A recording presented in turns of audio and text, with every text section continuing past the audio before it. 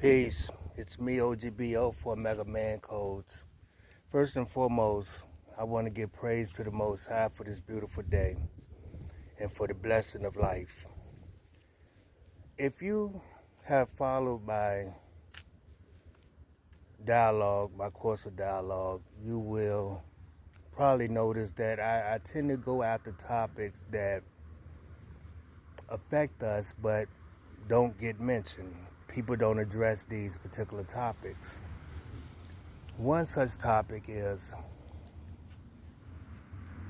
children born to mothers, or born rather to parents who, for whatever reason, don't stay together. The father is out of the picture, and the mother goes on living her life. She meets a man, and that man does not treat her child as he would treat his own child. I'm sure all of you can relate to this topic.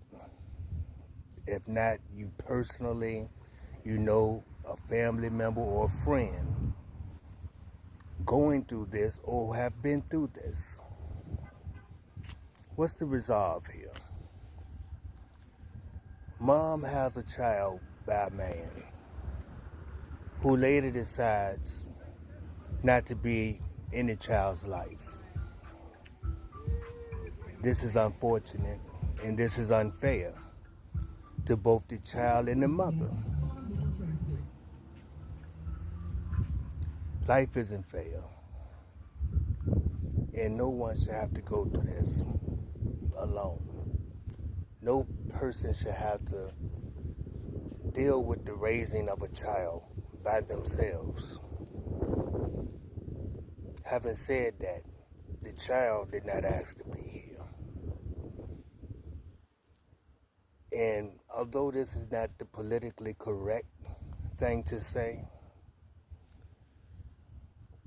once you become a parent, living your best life comes after that child has reached an age where they're no longer dependent on you.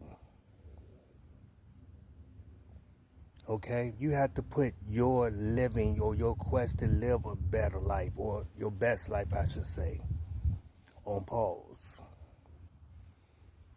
Let me explain. A mother has a child. The father is not in the picture. She meets a man who treats her well. But she begins to notice rather early that the man's love for her is not reflecting on her child. Somehow she picks up on this. It's instinctual for a mother to pick up on this. But she decides, well, maybe things would change. Because after all, this is a good man. Not a whole lot of them out here that willing to accept a mother with a child. This is her line of thinking. So, a year or two later, she has a child by the man, or maybe 2 or 3 children.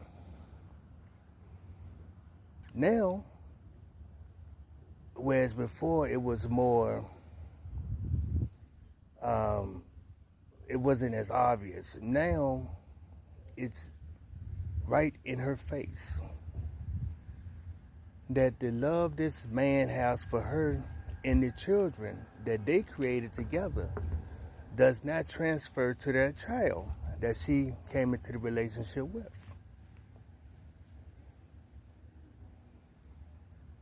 What should she do? If you're in this situation, what should you do? Let me first say what's usually done in these situations. That child continues to be treated different, verbally, sometimes physically abused, under the watchful eye of mother, who refuses to leave this man because, after all, he's good to her and the children that they created together. One thing you would notice from the start to this point, the man has been good to mom. And if the man was not good to mom, the child would not be in this situation. What does that tell you? Mom has put her happiness before her child. And I'm not going to sugarcoat it. See, we do a lot of sugarcoating in the black community, especially when dealing with the black woman. Now, I sympathize with the plight and the struggle of our women, but I'm not going to pacify and okay what should not be okayed. Okay? When you become a parent, when you become a mother, the well-being of that child is first. If you're in this situation, your resolve, put your child first. If that man is indeed a good father to his children, that's even better. Give the children to the father. I'm sorry, you don't always get to have your cake and eat it too. I know you want to be happy on both ends, but sometimes you have to make a choice, and since that your first child has no one to choose, him or her, you have to make that choice for that child. So you give the child or children to the father, who is a good dad, according to you, right? And you, again, put your life on pause and dedicate whatever years needed to that child that you had first. This O.G.B.O, this is a Mega Man Coach. Peace.